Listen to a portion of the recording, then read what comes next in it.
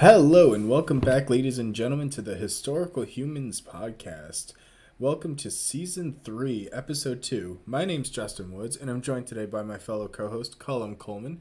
And today we have quite the topic, the reclamation of the Holy Land, the adventure to save Jerusalem, the cry for help from abroad. Yes, yes, Justin indeed is referring to our on Christmas Day Christmas special here with you today, the First Crusade. Oh, Now, First Crusade, oh, First uh, Crusade. now the First Crusade is a war about the restoration of Christianity to the holy city of Jerusalem.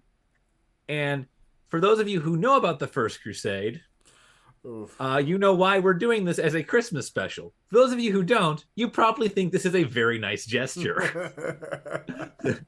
Uh, it is not. We get to talk about blood and war and politics and people basically using religion as a means to hurt other people. Not to mention knights and Christmas. soldiers and valor and honor and teamwork. I'm just over here. Just like, me who has actually had to read everything on this. You've got the angel and Nobody. the devil. This is a story about a lot of people who all hate each other coming together to be mean to other people they just happen to hate more. That are even more different. That's the lesson to be taken. You can come Yeah, together with people you have similarities with to hate someone who's different. yeah. All right, so I take it Justin is siding with the People's Crusade part of this video. Um, he will probably very much regret that when I get to discussing that in depth. Hey, I would 100% follow a hobo across Yeah, the world. yeah. You don't want to. Anyway, let's get into this. You don't want. I'm not spoiling. I'm not spoiling why that's a bad thing. Though the First Crusade was fought from 1095 to 1102 CE, and is fought between the powers of Western Europe and a group of Muslims called the Seljuks for control of the holy city of Jerusalem. And to understand why was effectively like France, England, Italy, Germany, and all these other places are going to war over a city effectively half the world away, as far as people understand Half the space at this world time. away. Uh, there's going to be a lot of context that we have to get through.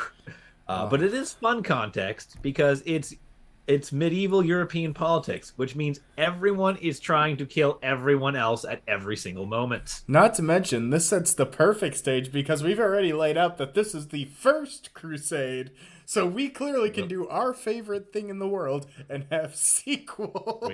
not making we are not making sequels. The other Crusades are way less interesting, just by the sheer virtue of the fact they are actually centrally organized and actually have good leaders. This is this crusade is just terrible people being terrible at everything. So Hey, but they learned. yeah, all right. So yeah, all right. So we're gonna get into this now. The key things with uh with the Seljuks is that they have been on the warpath for the past about 20 or 30 years at the time that the crusade breaks out. They have been capturing Byzantine cities since the 1070s and have really ramped up the goal in the 1080s, taking some of the bigger prizes. The Seljuks are a Turkish tribe from the Eurasian steppe. So that effectively means that they come from somewhere between Anatolia and like Pakistan. They're just coming out of the woodwork here. They are a nomadic people that does one of the things that nomadic peoples inevitably do, which is migrate into a major trade route and screw everything up for everyone living there. Except they did so quite successfully. I mean, not many nomadic tribes had quite that much success. I mean, we just finished our Khanite episode, so like, Mongols, Huns, uh, Goths, the entirety of the Celts. hey, we love the Goths here, Yeah, both Visa and Vandals. modern. Yeah. Listen, the Vandals are arguably the most successful. When your name becomes the English word for an entire crime, you know you were doing something right. Those dang vandals. Yeah. Oh, jeez. Anyway, they go on the warpath and they take four key cities in about 18 years. In 1071, they take Edessa and Antioch. And in 1078, they officially form the Sultanate of Rum when Nice. they seize Nicaea and make it the like de facto forward capital of all their operations in the region. So a forward operating position right on the front. Yeah. Yeah. Interesting. These are all major cities that have major political importance, major cultural importance, and major religious importance for the Byzantine Empire. So losing them is devastating. The nail in the coffin comes in 1087 when they take Jerusalem. At which point, the Byzantine Empire realizes that it's on its deathbed if it doesn't do something. And it also realizes that it can't do anything on its own. Its forces are stretched too thin. The Byzantine Empire is historically uh, on the back foot militarily for most of its history, and that is true of what is happening right now.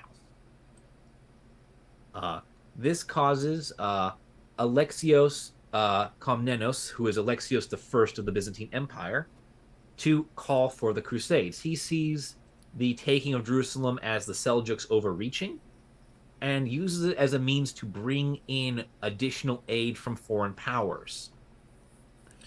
Um, Alexios is Byzantine emperor from 1081 to 1118, and he sends an appeal for aid to from Western Europe to Pope Urban II in 1095.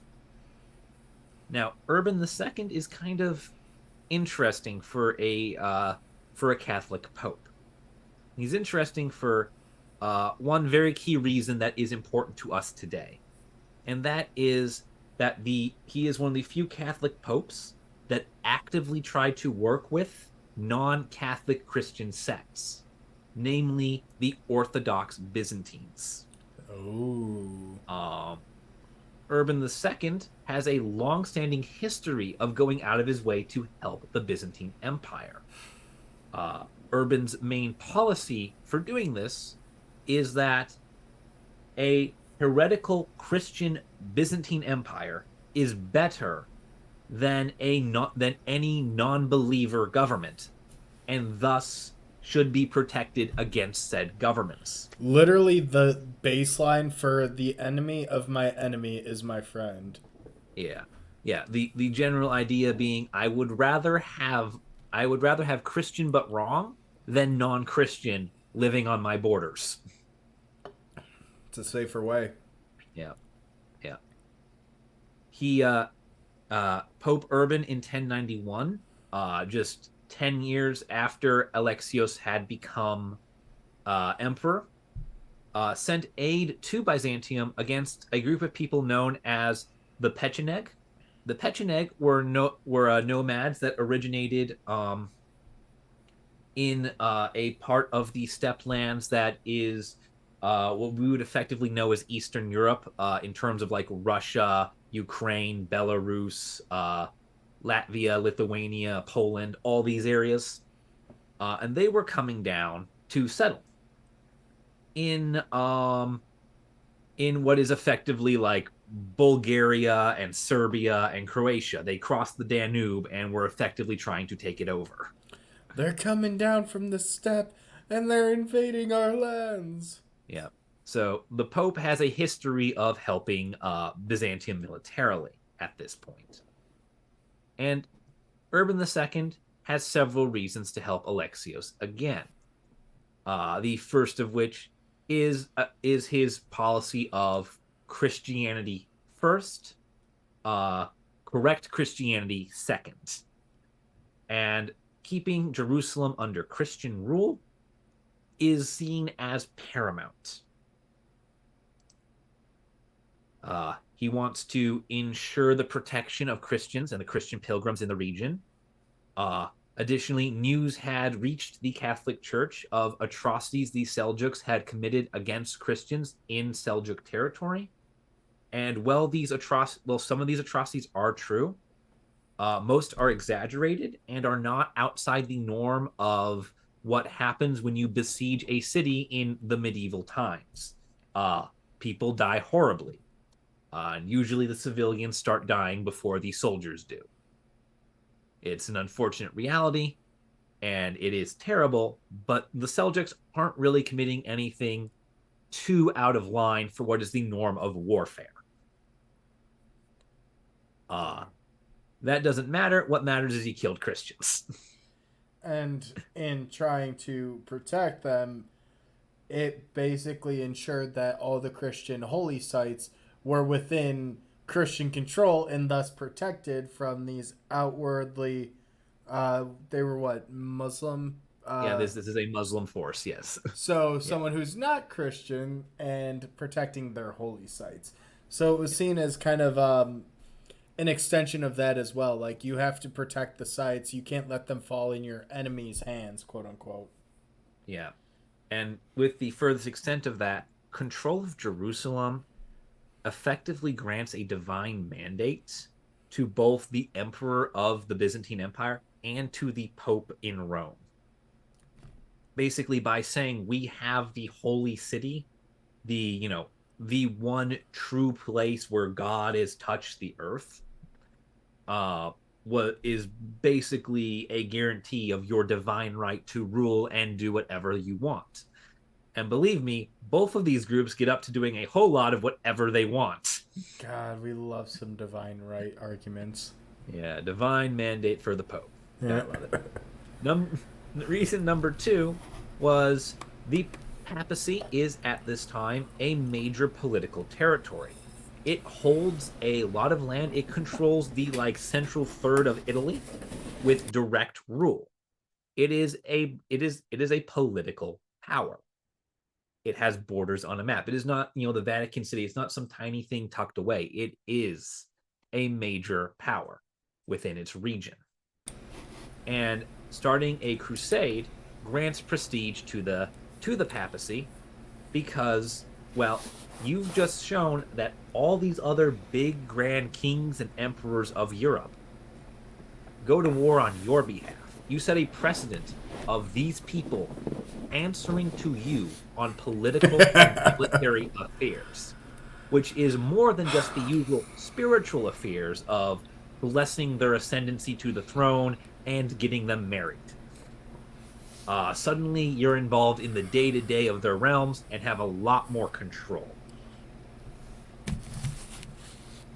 So that is the second reason. And the third reason is Urban II really wants to fix what is known as the Great Schism of 1054. In 1054, there was a dispute on the interpretation of the Holy Trinity. Basically, what does the Father, the Son, and the Holy Spirit mean? What are they exactly? Are they a single entity? Are we polytheistic? Is the Holy Spirit an extension of God? Is it God's will? Is it a separate entity entirely? These questions lead to a major breakdown in communication and trust between the Bishop of Constantinople and the Bishop of Rome, i.e., the Pope and the Bishop of Constantinople, because who effectively becomes the patriarch of the Orthodox Church. What happens is the two of them declare the other heretical, excommunicate each other, and go and form their own churches.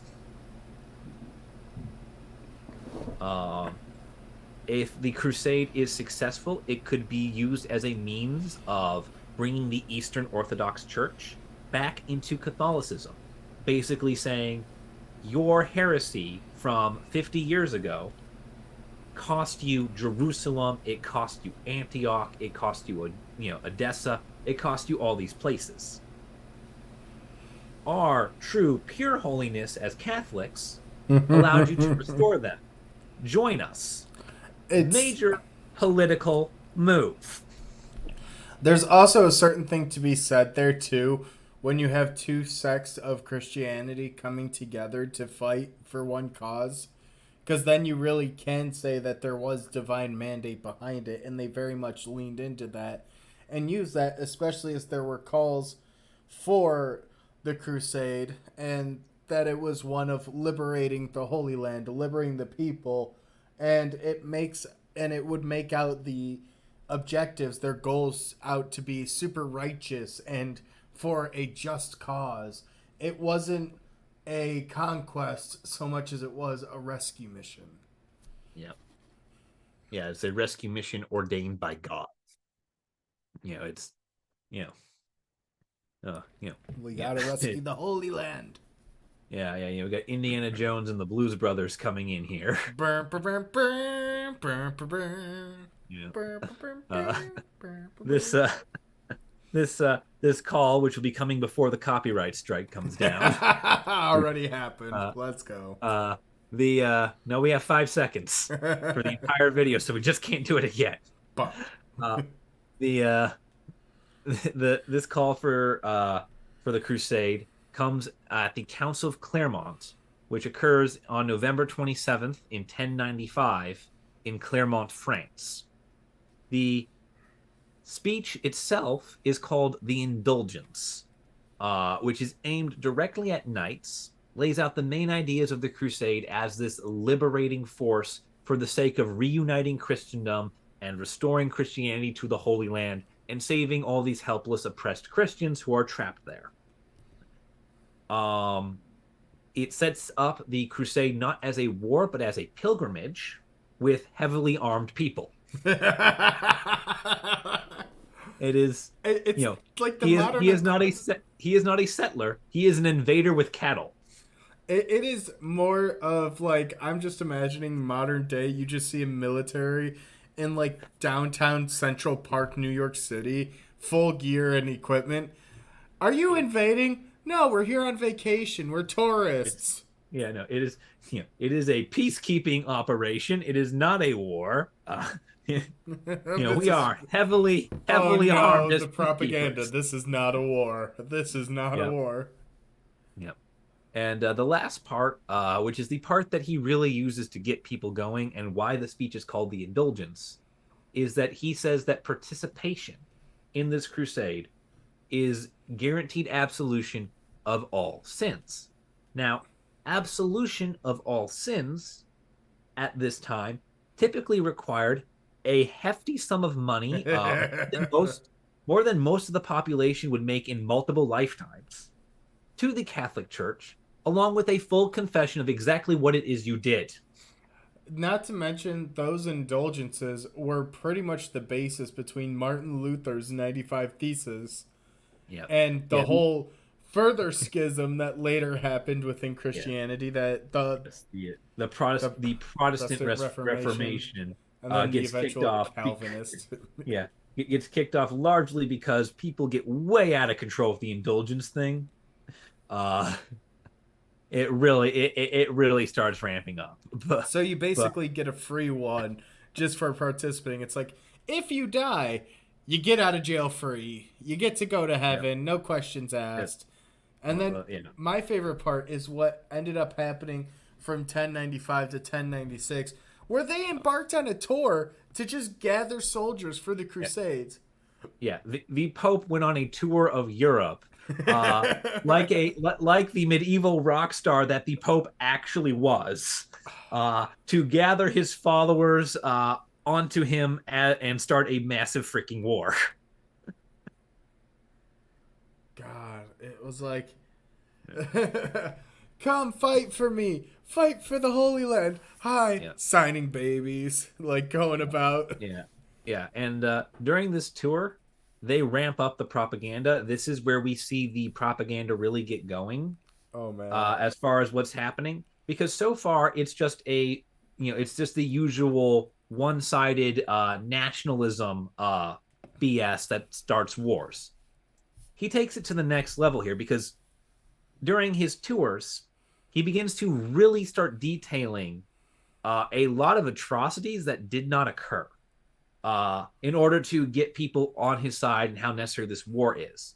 He begins to describe in detail the destruction of Christian temples and the massacre of Christian civilians. And you would think that the Seljuks were marching into churches, setting them on fire, and drowning babies by the time you were done listening to this man. Oh man, they were really on Um, some shit. so literally, it's bad. And while the Seljuks were by no means particularly kind to the Christians, they were definitely not worse than what the Christians were to everyone else by the time they get to the Holy Land. Oh. Um, they convert a number of major churches throughout France into recruitment centers for people to sign on.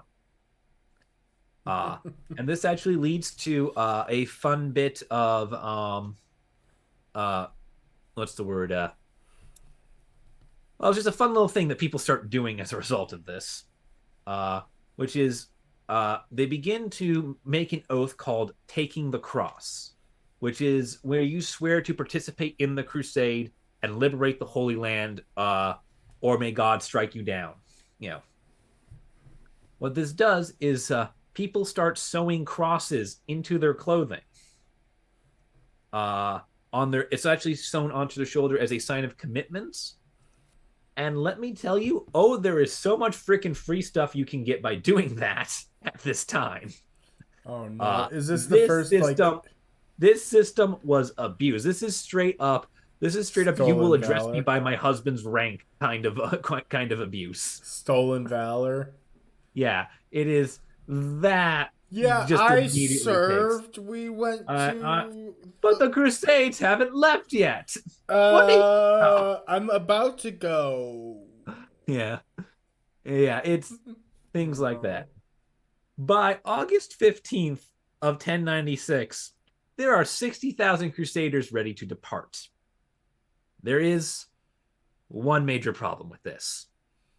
What? That's a The good Pope is large trying number. to recruit knights, men who can afford their own horses and armor and who actually know which end of the sword to hold. Yeah, but you have to have money to do that. He, he gets a hold of about 6,000 of these knights. He gets a hold of 54,000 angry, confused peasants with pointy sticks. What a formidable foe. And that is going to cause major issues in just a moment. But first, we have to see what the Seljuks are doing in response to this, because there's been a lot of noise in Western Europe about this war and how they're going to come and kill all of these people. So surely the Seljuks know something's up. Yeah, there had to have been at least one Seljuk in the tour, like in the crowd at the tour. Pope, throw me a pamphlet. Pope, over Yeah, here. yeah. It's like, who is that strangely dressed man? He is very But nope. beautiful and handsome. Yes. Yeah. Yeah. Unfortunately, the Seljuks have absolutely no idea any of this is happening. They have no idea that anyone is coming for their heads. And there are good reasons for that. First of all, they have had no direct interaction with Western Europe. They are a people from the steppe who are currently inhabiting what is effectively the Middle East. Secondly, they are suffering both civil war and invasion at this time because a man, the Sultan of the Seljuks, called Maliksha, dies in 1092. He dies with no clear line of succession following him. I am not entirely certain what mucks up the line of succession insofar as I can find. Either he had no children but had brothers, or this is the classic nephew versus grandson argument. Maybe he was just the Sultan of Swing. Well, he's the Sultan of Rum. That's still a badass name. He's the Sultanate of Rum, which I am still severely disappointed to find was not, in fact, in the Caribbean. I was gonna say, I need Jack Sparrow to come in stumbling now and go, where's all me rum gone? Yeah, the Sultanate of Rum, mate, and you don't have any rum. Yes. What what happens is basically the Seljuks themselves, all the people with actual power start fighting. And while they're fighting, their wonderful, shall we say, enemy in this, uh, which are the Shiite Muslims from Fatimid Egypt, launch an invasion. The Fatimids were touched on briefly, I believe, during our Emirate of Sicily video.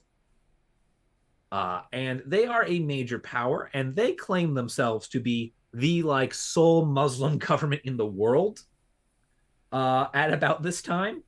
So the Seljuks operating independently really ticks them off. So they decide to invade Naturally. uh, at this moment of weakness. Uh, the Fatimids actually take Jerusalem before the Crusaders ever get there. I beat you here, bitch. Which is, which does logically fit. Jerusalem is the furthest western point of the Seljuk Empire, and the Fatimids are based in Egypt, which is right next door.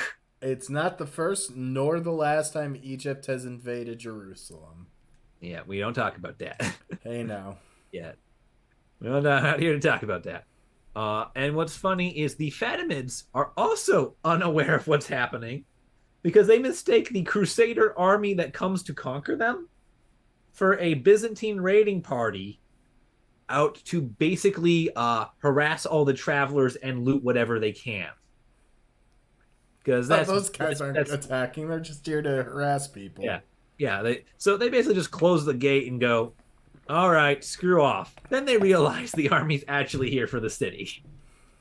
Wait, the travelers went past you guys. Why didn't you?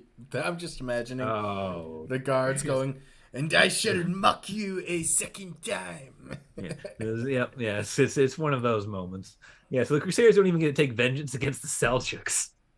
Uh, Additionally, the Seljuk power base is in Baghdad, and the lack of leadership from the Seljuks during this Fatimid invasion and civil war means that anyone who has any claim to viable military or political power is in Baghdad right now, fighting with each other over who gets to wear the crown. Oh, we love some good infighting. Yeah. So basically, the Seljuks are nowhere to be found when this crusade kicks off. And that really plays into the Christians' hands. Well, yeah, they basically walk to their neighbor's, like, not uninhabited house, but less than inhabited. Yeah. Yeah, they're breaking in while you're on vacation kind of deal. The kids might be home, but, the parents aren't. Yeah. Yes. And that's going to bring us to the part we actually talk about the crusade itself going down, because, oh dear God, is this thing a massive mess. It's the People's Crusade! Yeah, that's right. It is the People's Crusade. And it earns that name by proving once and for all that people are terrible and you should never deal with them. Now the people control themselves. The people rule themselves. Yeah. So this crusade departs prior to the arranged date of the Pope's Crusade, due to largely, I'm assuming that most of the people involved, A, can't read, and two, have absolutely no idea what they're doing. No way.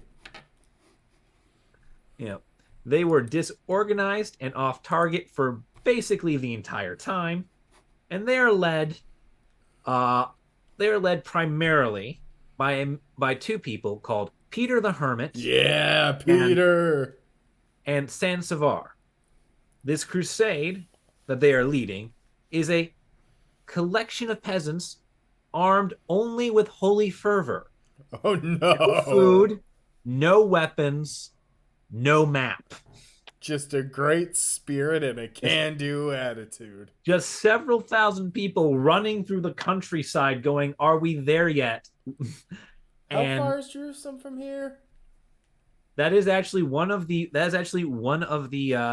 primary problems with this. A number of the people involved in this crusade thought that the distance from Jerusalem to, say, France was genuinely smaller than the distance from, say, New York to Buffalo.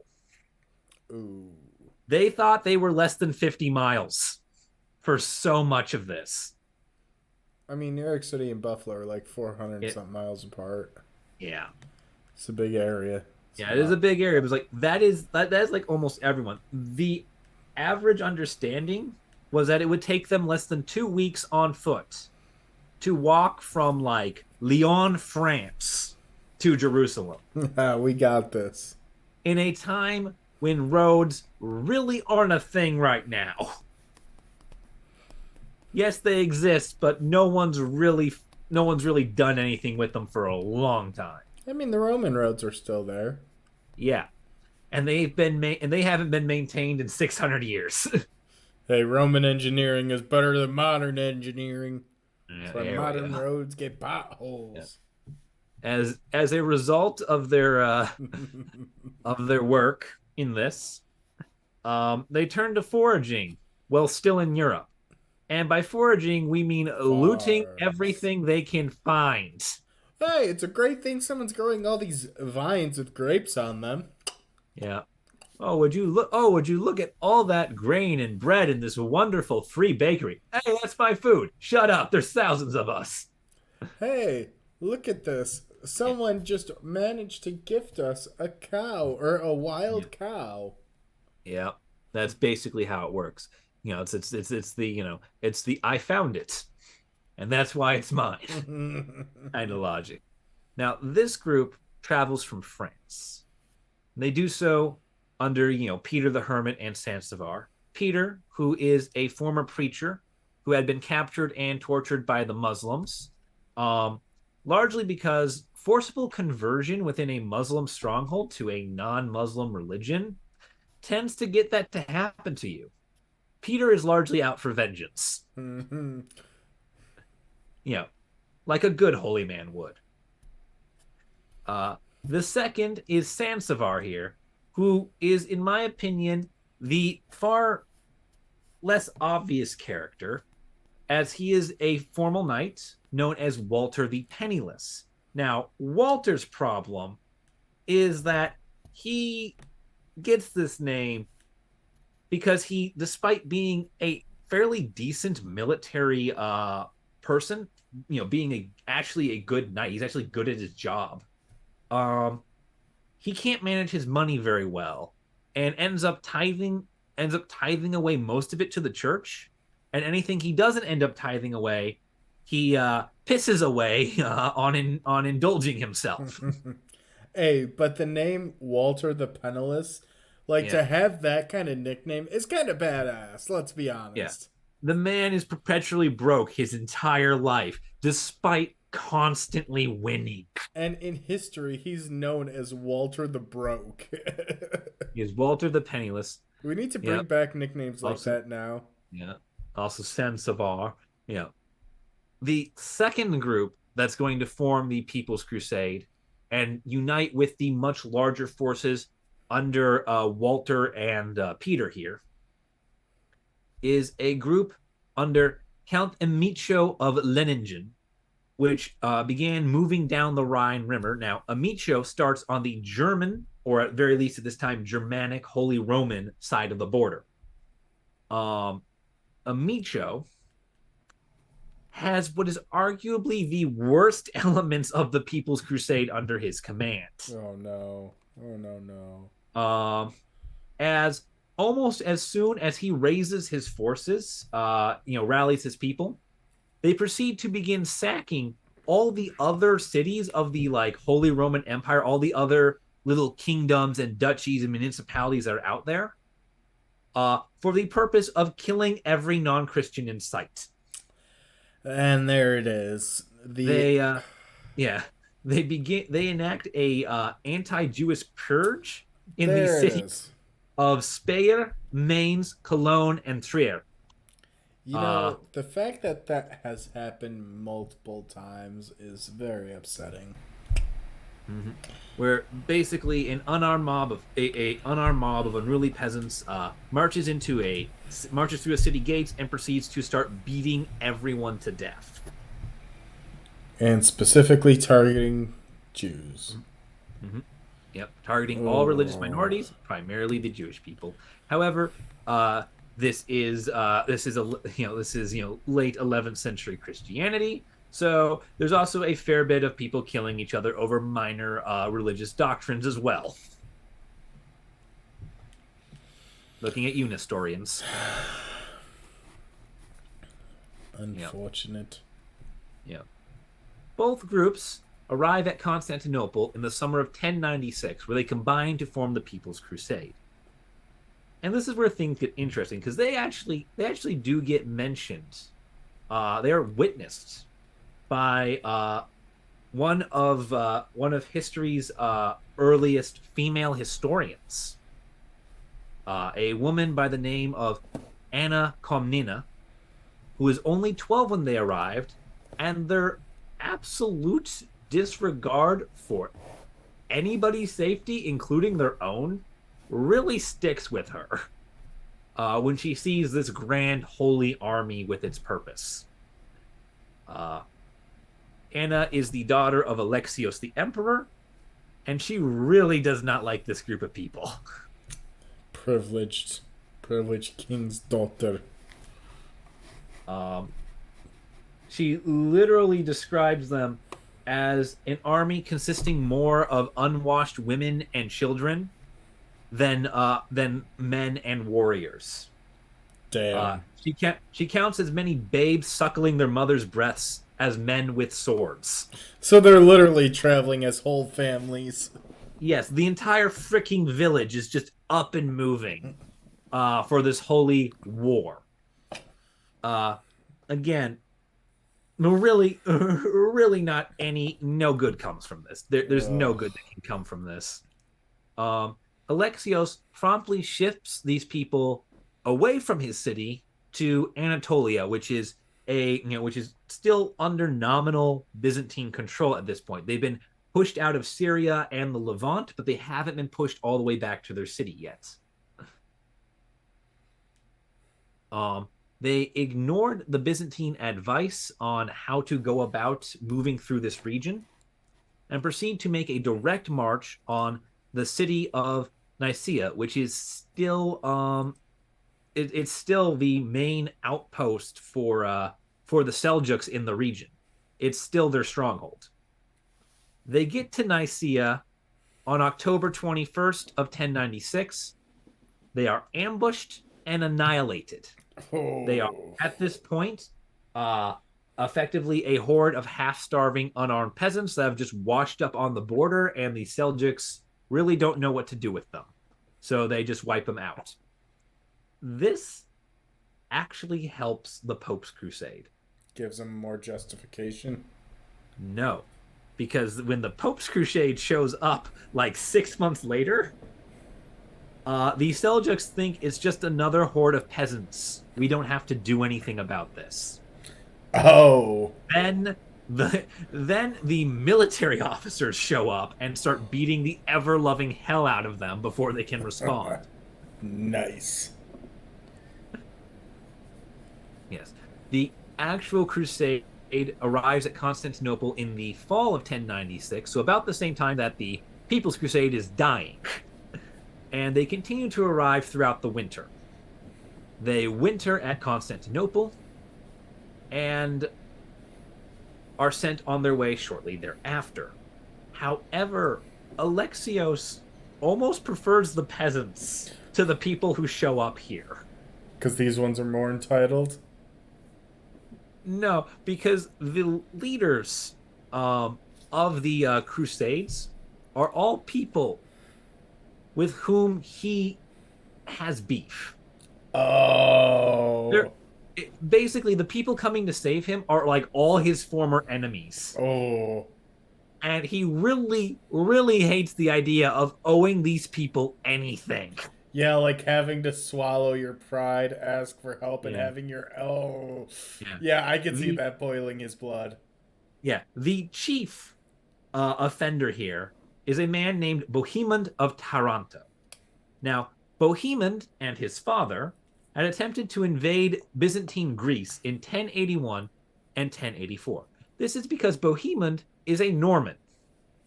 And Normans are a group of Viking raiders that nominally settle in Italy, in southern Italy, and in northern France. However, that does not mean that they are content to stay there. And I don't believe all of the settlements have quite taken at this time. uh, Some at have. at this point, they will have already had their conquest of England, 1066, not that long before William the Conqueror. Yeah, yeah. So they do have all of their territories that they do end up taking, with the exception of what Bohemian does here, established. However, they are still not above just openly raiding their neighbors. Oh no, that's half how they sustain themselves. They Yeah, actively raided their neighbors. yeah.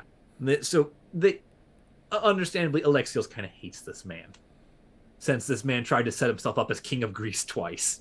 But he came to his defense, so, Yeah, yeah. And with that, alongside Bohemond of Taranto, the other two leaders you need to know about for this video and for the First Crusade in general are Godfrey of Bouillon and Raymond IV of Toulouse.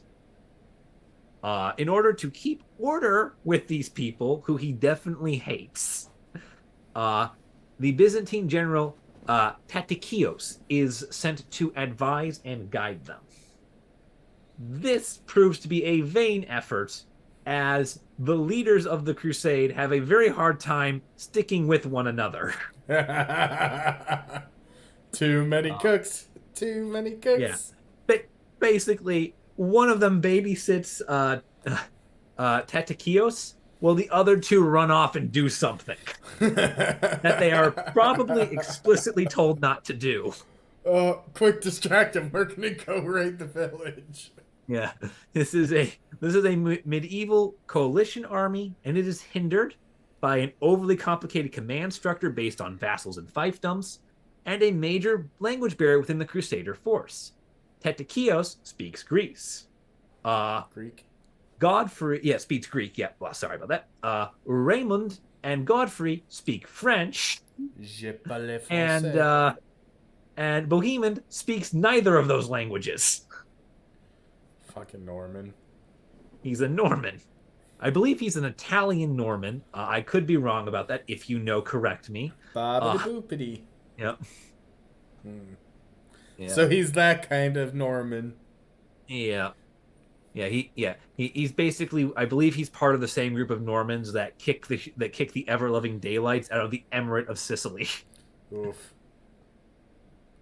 So this is a family tradition for him. All the Crusader forces swear to restore the Byzantine territories taken by the Seljuks during their time at Constantinople. This is a lie. Yeah, there's It no is guarantee that they would have done that, and someone would be opportunistic. Yeah, well, the point of this is to set up a mandate so that if any one of them reneges on it, the other ones get the chance to beat him up and then give the city to Byzantium, or so that Byzantium has the right to beat the hell out of that guy if he reneges on giving them back their territory. Oh, nice. Everyone who comes here, though, is in it for themselves. Naturally. So this is an empty promise, but it gives a casus belli to the Byzantines should anyone step out of line. Yeah. In June of 1097, the crusade kicks off in full with the retaking of Nicaea by the actual papal crusaders, and this is helped by the fact that the Seljuks have largely withdrawn from Anatolia entirely. Nicaea was their forward stronghold here, and they've basically said, we've been invaded by the Egyptians, we've been in a civil war for 4 years, we've had a group of strange, weird-speaking peasants wash up on our shores and come running screaming at us. We're going back to Baghdad and figuring our shit. They're like, this shit's too weird. I can't handle this. Yeah. It's like Europeans are freaking weird. Let's go somewhere else. I want to go where things make sense in the desert. Yeah, yeah, yeah. And in July of 1097, the Crusaders win their first major victory at a place called Dori Leon, where they defeat the Seljuk forces that are there to oppose them. And it is at this point that the First Crusade turns into several mini crusades, as the Crusader army makes a split. One group heads east to reclaim the city of Edessa, while the other group heads southeast into a region known as Cilicia, which is the direct route towards the main prize of Jerusalem. Now, the goal of this split was to ensure the capture of Antioch in Syria. And aside from Jerusalem, Antioch is the most important city to fall uh, in the Seljuk conquests. Anyone who's seen Monty Python knows of the holy of the holy relics of Antioch The holy and what hand they can do. grenade. Yes, and what they can do. We love the Um, holy hand grenade. yeah, yes. Antioch is a major seat in Christian theology. It is a former seat of both Saint Peter and Saint Paul. Saint Peter, who is of course the saint from which the Catholic Church and the Pope derive its authority. So this is having this as their seat of as a former seat of power for those people makes it a major religious center. Secondly, it is considered to be the probable birthplace of Saint Luke, Dang. another major figure. Another heavy hitter. Yeah. And as such, it exists as one of the five patriarchal seats of Christianity. It is one of the few cities that could, within Christian theology, have made a claim during this time to rival Rome. It's one of the few cities that could have straight up said, "We are the center of Christianity. We are the true holy city." So having it in the hands of a non-believer causes a lot of issues.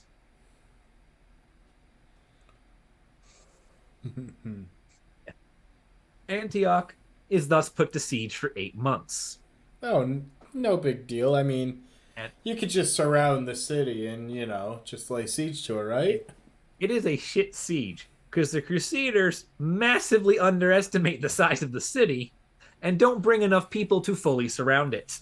Oh, so they're like, that's a big city. Yeah. Yeah. Yeah.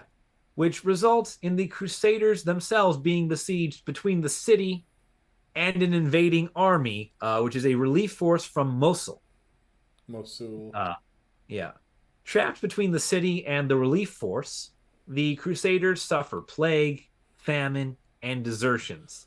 Oh no, However, uh however, no matter how bad things get for the Crusaders, it's always manages to be somehow worse for the people inside Antioch. And and despite the lack of a full encirclement, and despite the harassing armies from Mosul on the outskirts of the Christian force, they do not break, Wow. and the city of Antioch actually succumbs to them on June 3rd of 1098. And this success right here, the city giving in, the taking of Antioch, is what causes the Crusader alliance to go from being a split multi-army series of crusades to full-on individual warlords conquering as much territory as they can. And it's not because the Christians were successful, but it is because they were successful despite what the Byzantine emperor does to them.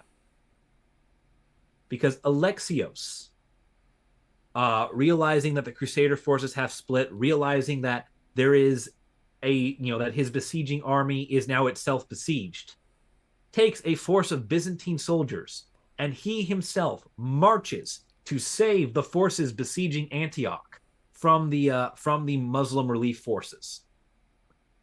Halfway there, he decides that it's too late and abandons them. He does so because his scouts report a number of deserters who, to hide their shame and the fact that they are deserters and not fleeing soldiers, tell him that the Crusader force has already been annihilated and everyone else is dead. Oh, jeez. Seeing no point in leading his small relief force, which is much too small to besiege Antioch by itself, any further, Alexios turns around. He's like, nah, screw that. I'm going back home. Yeah, this causes Bohemond, who is the man who actually manages to take Antioch in the name of Alexios, to declare Alexios to be craven and unfaithful, and thus breaks his vow and declares himself king of Antioch. And there's the reneging of the Yeah. agreement. Yeah. And of course, it's Bohemond that does this. Mm-hmm. Bohemond knows Alexios hates him, and Bohemond is convinced that Alexios intentionally left him to die. Oh. Because Bohemond is the one that tried to steal Greece from Alexios 14 years prior. And the plot thickens. Yeah. So you see, right now it's just horrible people being horrible to each other. It's just this whole crusades. No one is nice to anyone else. You mean basically all of history? Yeah, it's just people being terrible to each other. But like at least in history, there's like groups of people that actually get along and actually want the same thing. That's not the case here. Yeah, not Nobody get. Yeah, nobody gets along. Cut to December of 1098, and the Crusaders begin their march to Jerusalem. This is the main prize. Along the way, they capture a number of key port cities, which we don't need to mention here. The point is, right now, everything is turning up Crusader. They are having victory after victory. They are beginning to get a sense of the fact that they are kind of undefeatable at this point. We are invincible. We have the power of God and a man. Sorry. Yep. They reach Jerusalem on June 7th of 1099. Now, keep in mind, the Pope's Crusade had 60,000 people. 6,000 knights, 54,000 peasants. That number did not include anyone who embarked on the People's Crusade prior to the Popes. Jeez. Of those 60,000 people, they are down to a force of 1,300 knights and 12,500 general infantry, 12,500 peasants. Oh, so they sent the peasants to the front line. Yeah, they've had a lot of that. They're at less than a third their initial strength. Yeah, they're down bad. However, God has other plans, as it is none other than the Genoese who arrive at this time. A series of Genoese supply ships successfully make landfall outside of Jerusalem, delivering the materials, namely timber, needed to build the siege engines to take the city's walls. Yeah, the Genoese. They actually show up. Hey, at the end of the day, they're merchants, all right? They had a quick buck to be made. Yeah. Well, actually, no. The Genoese, while they are merchants, are actually some of the most fearsome Christian warriors at this time. It is over the next 300 years, the Genoese will time and again prove to be the ones that provide timely aid and stalwart defenders for a number of cities. They are actually the reason why Constantinople holds out for so long against Mehmed II in the early 15th century. It's the Genoese that hold the walls. Wow, look at them go. Yeah, they do a lot. So like the Genoese showing up is a major is kind of a big deal because this is sort of the start of them becoming a military power. Yeah, but do they actually fight or do they just deliver the timber? They deliver the timber and I believe they deliver the engineers. Oh, okay, so the important people. Yeah, they deliver the military. They deliver the military engineers with the supplies. Which, let's be honest, the Crusader army has not been resupplied since leaving Constantinople I believe 2 years prior. So the first bit of help. Yeah, this is desperately needed. They've been sustaining themselves off of conquest alone. I mean, they've been doing a pretty good job of it, so it seems. Yeah. And honestly, everything still should have been lost for the Crusaders at Jerusalem. However, the commander of the defending garrison in Jerusalem is uniquely unwilling to sally out from his gates. He does nothing to harass the Crusaders. He appears largely content to await a relief force from Egypt because he is a Fatimid commander. He is part of the Fatimid Empire, which is based in Egypt, and so he's not suffered anything from all the Crusades so far, which has been beating up the Seljuks. So as far as he doesn't really know what military force he's dealing with, and he thinks help is a lot closer than it is. Help is on the way. So he does Nothing. absolutely nothing. Good for him. Yep. I bet that paid off well too. Yep. Yep. Yeah. So yeah. Because about 5 weeks later, in mid-July, after 5 weeks of just uninterrupted siege engine building, uh, Godfrey of Bouillon uh, attacks the walls in a rare night raid for medieval history.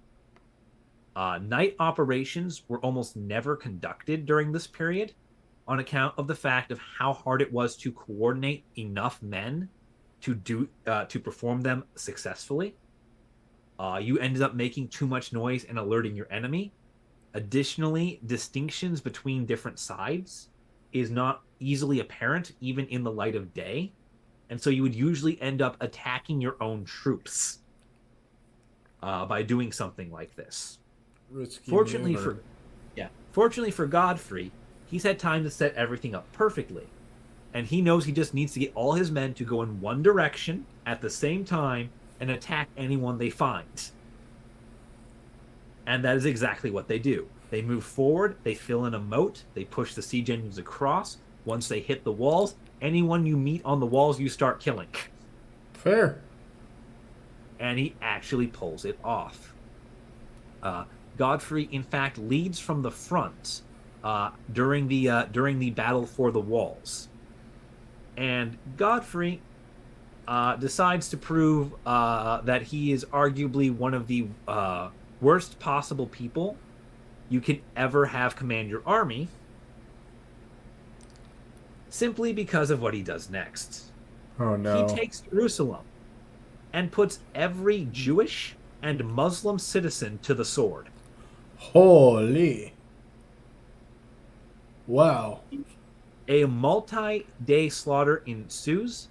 Uh, Sources, in an effort to either demonize or glorify him, have him killing somewhere close to like 23 times the actual population of the city in this massacre.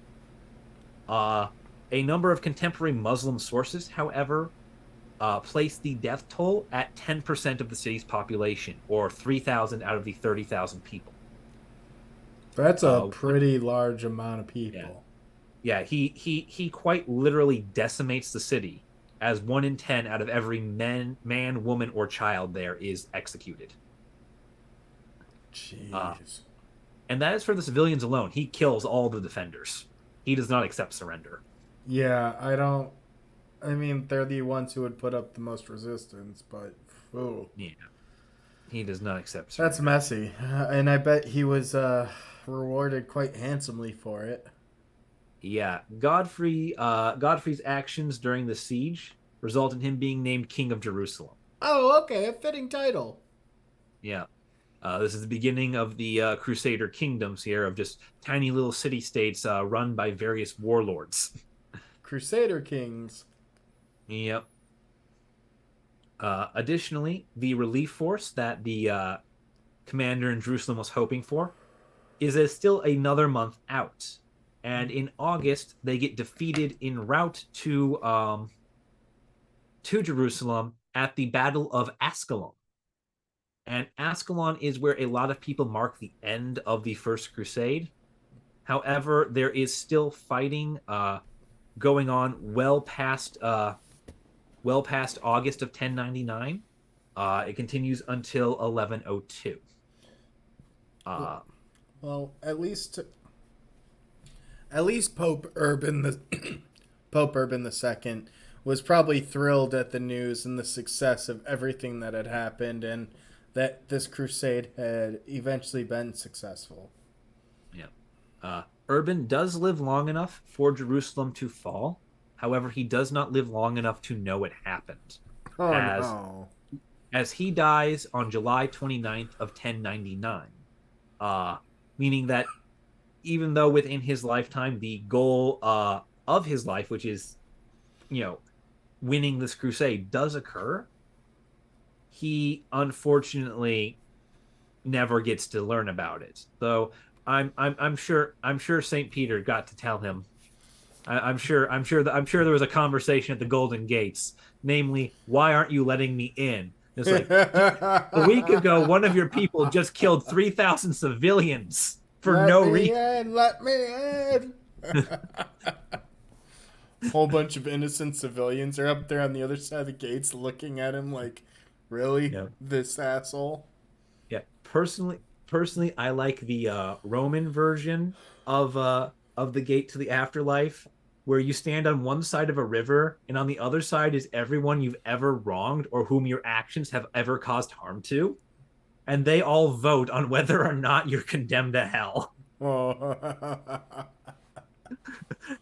The jury is everyone you were ever mean to in your life. Oh no. The list is long and innumerable. Yep. Yep. And with the capture of Jerusalem, most crusaders returned to Europe.